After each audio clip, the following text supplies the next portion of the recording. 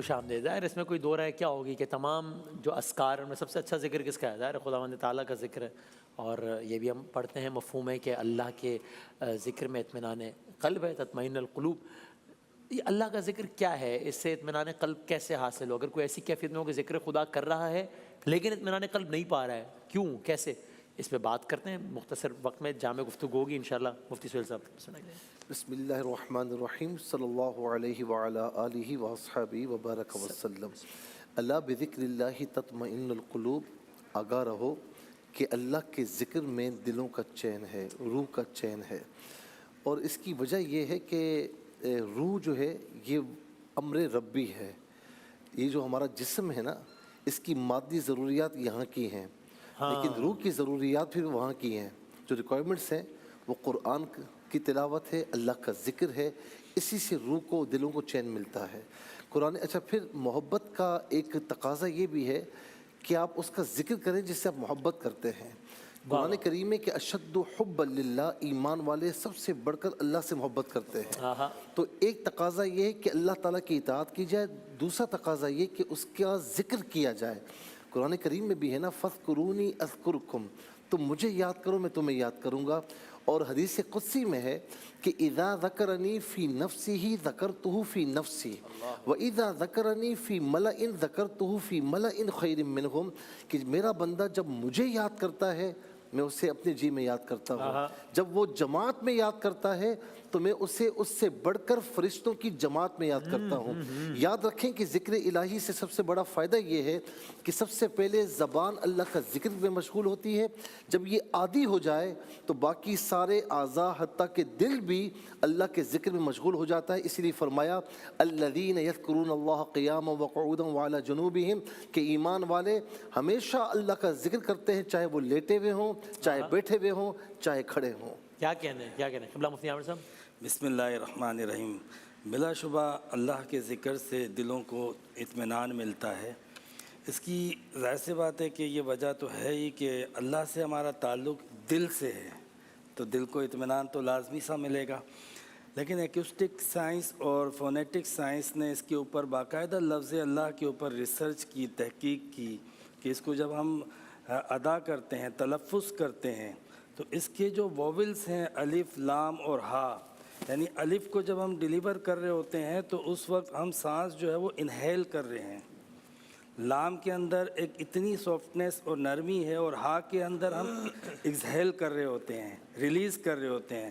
تو اس طرح ایک مکمل طور پہ جو ہے وہ بریتھنگ سائیکل جو ہے وہ یہ پورا ہو جاتا ہے اس طریقے سے، جس طرح میڈیٹیشن کے اندر بندے کو سکون ملتا ہے نا، تو لفظ اللہ ایک تو بندے کے اس کی یونیکنیس ہے کہ یہ پورے منہ سے ادا ہوتا ہے، اور اس میں سانس کا ایک قدرتی توازن کے ساتھ چکر جو پورا لگتا ہے، پہلے سانس ہم انہیل کرتے ہیں، پھر اس کے بعد اس کو ہم سلو سلو ریلیز کر رہے ہوتے ہیں۔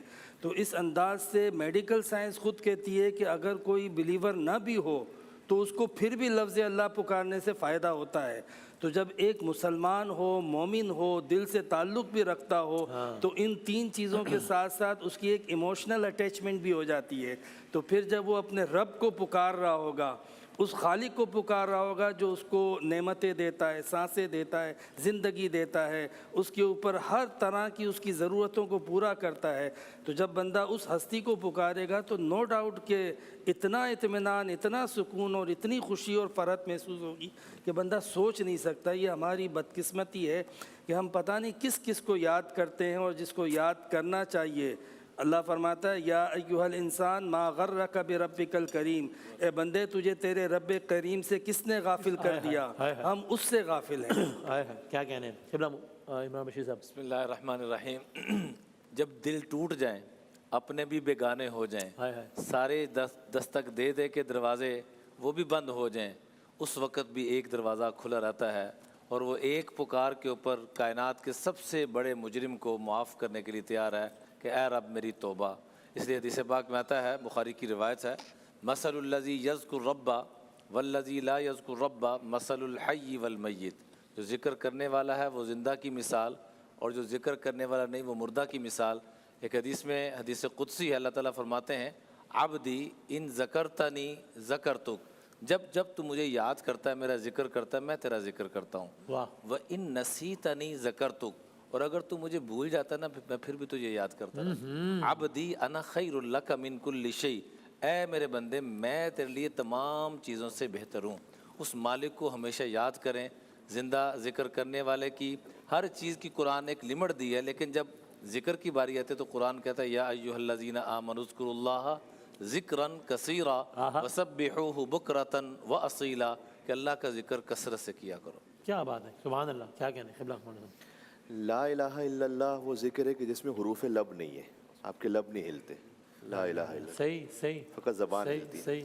اس لیے کہتے ہیں کہ یہ ذکر وہ ہے کہ جس میں ریاکاری بالکل ہو ہی نہیں سکتی. جب آپ سامنے کسی کے پڑھ بھی رہے ہو نا تو محسوس پتہ نہیں لگے گا کہ پڑھ صحابہ کرام جب ہوتے تھے نا تو وہ لا الہ الا اللہ کا ذکر کرتے رہتے تھے، سامنے والے کو پتہ بھی نہیں چلتا ہاں. تھا واہ کہ یہ ذکر ہو رہا ہے. تو خود بخود لا الہ الا اللہ کا جو نا ذکر جاری رہتا تھا. تو اس میں اتنا زیادہ خلوص ہے. ذکر کی ایک اور کیفیت استغفار کی بھی ہے. استغفر اللہ واسأل التوبہ، توبہ بھی اللہ کا ایک ذکر ہے کیونکہ اللہ کو یاد کرنا ہے اس میں. سبحان اللہ والحمد للہ ولا الہ الا اللہ واللہ اکبر بھی ذکر ہے. قرآن بھی ذکر ہے. انا نحن نزلنا الذکر وانا لہ لحافظون. قرآن کو پڑھنا بھی ذکر ہے.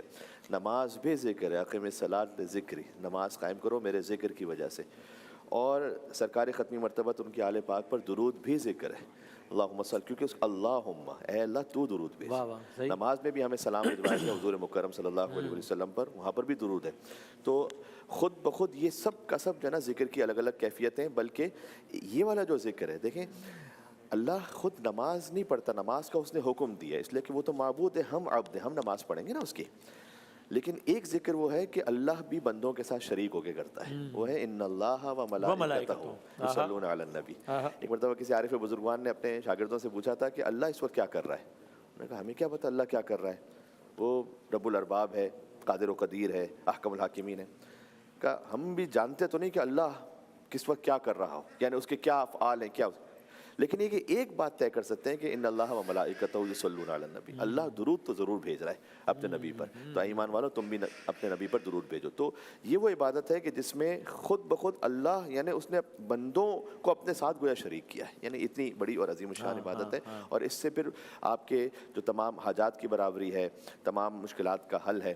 یہاں تک کہ میں اگر وقت ہے آپ کے پاس آدھا منٹ ہے، 30 سیکنڈ آدھا منٹ ہی. حضور نبی کریم معراج پہ تشریف لے گئے. انہوں نے دیکھا ایک فرشتہ ہے جس کے 1 لاکھ ہاتھ ہیں، 1 لاکھ ہاتھ میں 1 لاکھ انگلیاں ہیں، 1 لاکھ ہاتھوں کی 1 لاکھ انگلیوں میں 1 لاکھ پور ہے.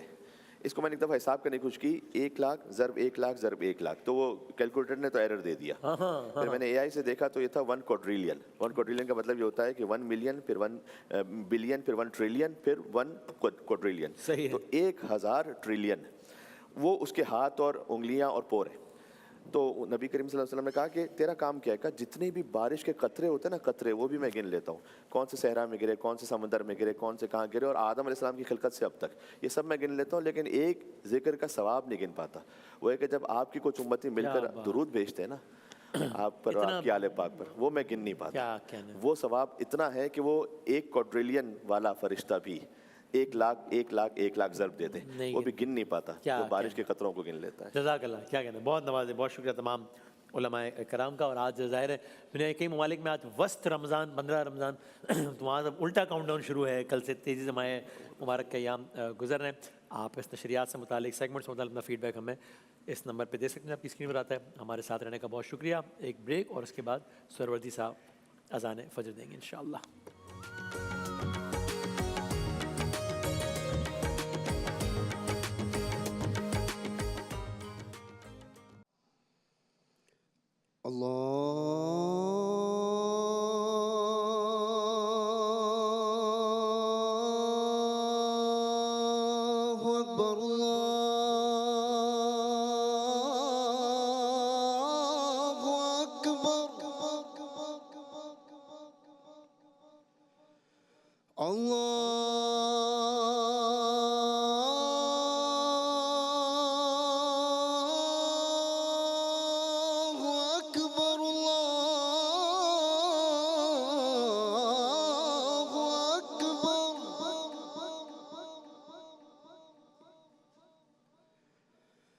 أشهد أن لا إله إلا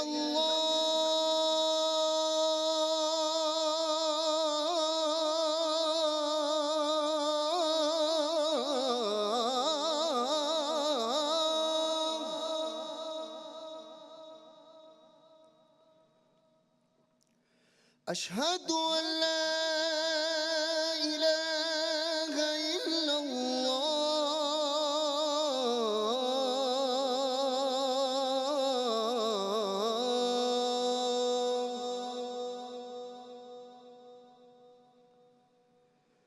أشهد أن محمدا رسول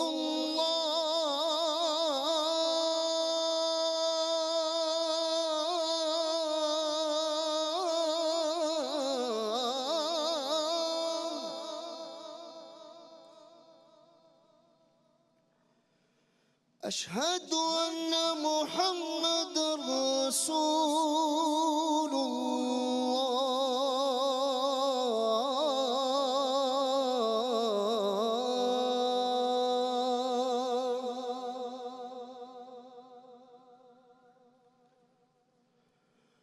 حي على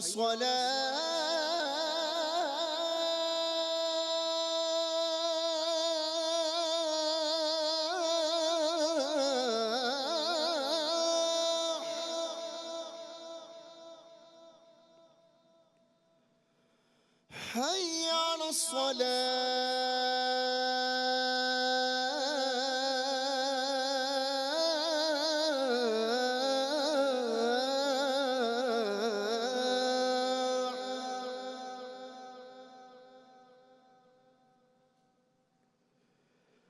حي على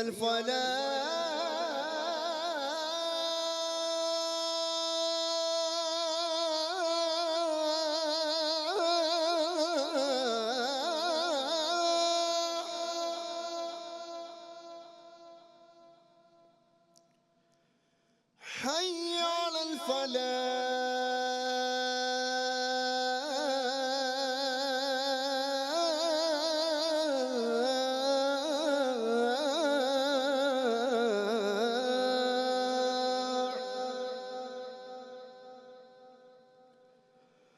الصلاة خير من النوم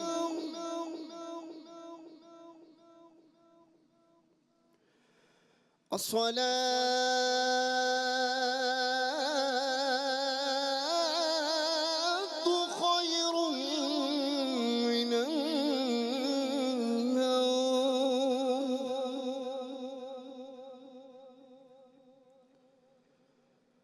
الله أكبر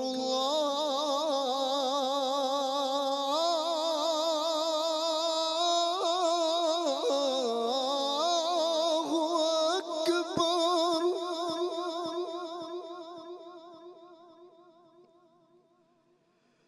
لا إله إلا